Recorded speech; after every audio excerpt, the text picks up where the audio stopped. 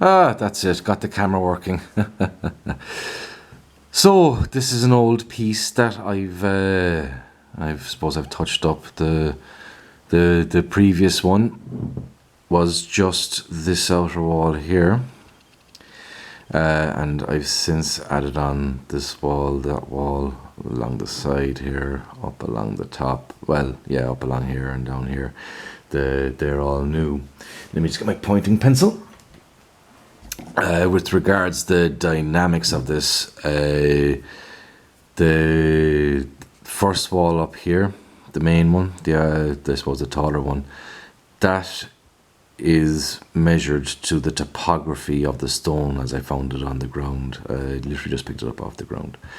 And it's all living edge. That's why it's a kind of an odd shape. You can see it's kind of up and down and bumpy and all sorts. But that's because I was following the topography of the rock.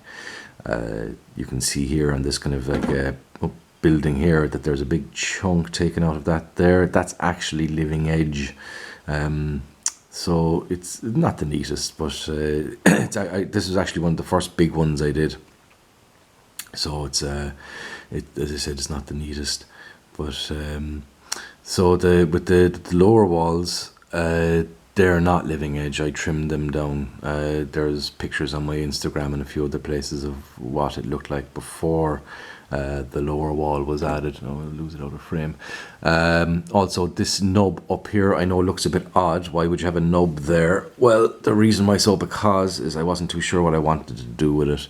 And that is living edge as well. That's actually what the outer face of the rock looked like.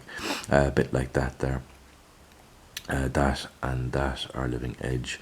You can see this white reams, these two reams going up and down here. They're actually a seam of marble. To go on a bit more, there's a big chunk missing out of here. Yeah, that exploded when I was cutting out this the citadel.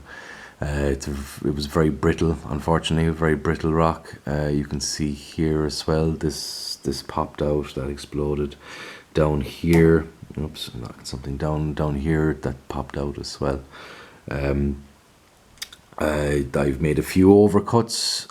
You can see that just in there as well. I was cutting in with a disc and I just went in too deep and it completely banjaxed the shape of the building for me. And also I cut it wrong. You can see that it slopes up here while it's quite flat down here. That should be something like, we get the pencil now. That's why the coins are there. You can see how much the overcut went. That was my bad, sorry boy. But yeah, look, shit happens. If I wanted to make the whole lot level, I would have banjaxed this little lip here, and I quite like that little lip. Looking in at it, my hope, you can just see it. My hope was to give the optical illusion that that tunnel goes a lot deeper than what it actually is. It only goes in about a centimetre and a bit, about 15mm it goes in. But I kind of cut it so it seemed to be getting smaller and smaller and smaller as it went back. Other than that, I was going to flatten off this wall, but I decided against it in the end. I thought it was like, pretty neat to have the natural edge as forming a wall. What I have been trying to do with my newer pieces is make them into kind of like a mini water feature. And when I started this one, like the outer wall is about, or the inner wall rather, is about, I don't know, nearly a year and a half, 2 years old at this stage. It's very, very old. It's just been sitting there. It's only because it's been sold recently that I decided just to neaten it up a small bit, and sure, look, true to form, as I started carving it, I just started adding more and more and more and more and more and more and more. Eventually I had to call a stop to it, but I quite like that profile. It looks kind of like, it looks really cool. I like the big walls here.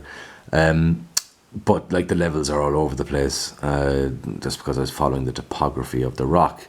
Now, though I said it's not, I didn't design it as a water feature. I have actually tinkered with it a small bit. Excuse me. So I haven't decided which way might be best to angle this. I think something like that, and we'll see now if we can get the water to flow. It won't flow out here. Unfortunately, I don't have the bits long enough to be drilling in and down. It would be nice. I just haven't. There is a very deep hole just down there. It goes down about another 2 centimeters, and there's another very, very deep hole down there. You can't actually even see it. It goes in about another 2 centimeters. Sorry, banging off the tin. So, but we're going to have a look now, see if we can get the water feature element of this thing to work. What would be the best way? I think an angle like that should be ideal. Something like that. Now, here we go. Now, I'm about to use an apparatus, and don't ask how I got it. But this is very handy for introducing a limited amount of water, so we'll go something like that for now. I think so, yeah. So we'll just start adding water. You can see it going down there now, nice and handy. Keep adding it. I need 2 hands now. There we go. You can see it going down there. And just keep feeding it, drip feeding it. Oh. Popping out there. Oh, overspill. And we're going to do a bit of down here. And there she goes along there.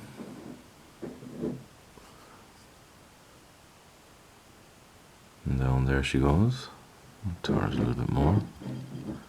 Hopefully we'll see the lower outer wall fill up with water. We'll see now. Here we go.